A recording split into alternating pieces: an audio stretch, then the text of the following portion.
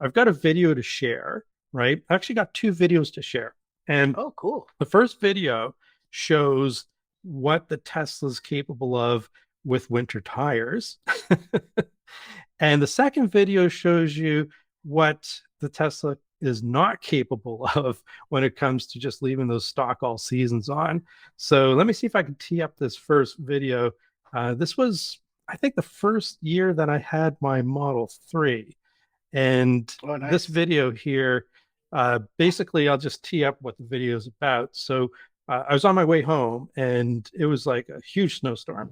And I'm like, okay, let's see what these winter tires can do. Let's see what the handling of the Tesla Model 3 is going to be like. And this was the rear wheel drive Model 3. So this one wasn't even all wheel drive. And on the tires on this one were the Pirelli Sato 02s Oh, yeah. on this, which I wasn't a huge fan of, but it still does quite well. So let's just take a look at the video. Well, first, obviously I'm showing, okay, yeah, there's some snow. I'll just kind of fast forward a little bit. Okay, so what I tried to do here was to just gun it in this parking lot and to see whether or not I could make the Model 3 rear-wheel drive go out of control with the winter tires. And gunning it, you can see that the tail didn't spin. It was quite stable. And I tried this about 3 times. I'll just fast forward a little bit more. Like here's another run at it. And this is like matting it all the way to the ground, right? So I think this is going to tee up. I'm going to show the second video next. Now this is without. This is all This seasons. is with the all seasons. Okay, so here I'm coming around the corner quite gingerly, and then I'm going to come to, let me just speed it up just a little bit here. I'm going to come up to a stop sign. And then what I'm going to do at the stop sign, and obviously like there's no one around here. It's like 7 o'clock in the morning. And I just wanted to see, well, what's going to happen if I just hit the pedal, right? Similar to the other test with the winter tires. And look at this. She's like just all over, all over the place. But I just showed a couple of videos, one with the Model 3 rear wheel drive with winter tires that I could not make it spin out. I think you've seen that video. Very familiar with those videos, yeah. Yes. And then I showed the contrast, which was the Model Y with the all seasons and how it was just all over the place.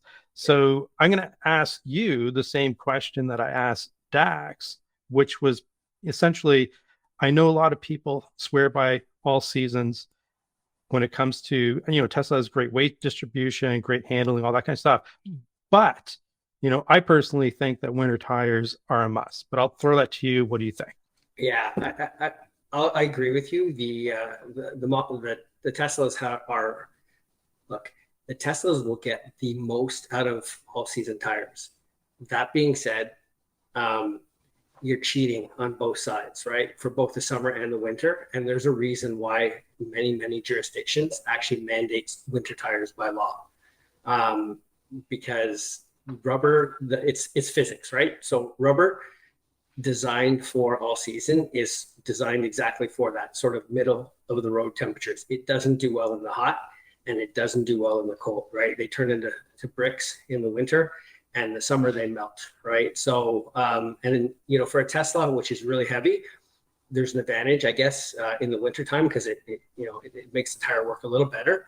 In the summer, all seasons, they get a lot more, I don't know unless they're specifically low rolling resistance sort of all seasons.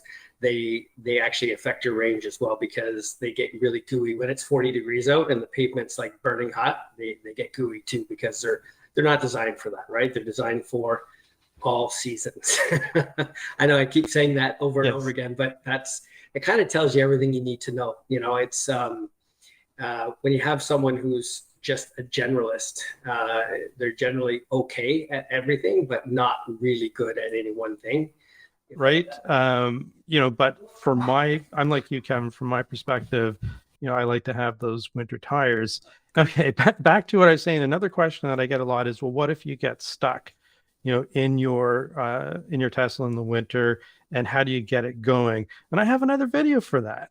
So let me just tee up this next one. I do this every year, and it's called the Icy Hill Test. And let's take a look, and I'll kind of walk through what's happening here. This is a very steep grade of a hill, nearby where I live. And from a standing start, I've got slip start on because it wasn't moving. This was snow and ice, black ice underneath. And this was rear-wheel drive, though, right? Rear-wheel drive? No, this is my Model Y. This is all-wheel drive. And even still with all-wheel drive, without slip start, I was not able to get this thing going up this hill.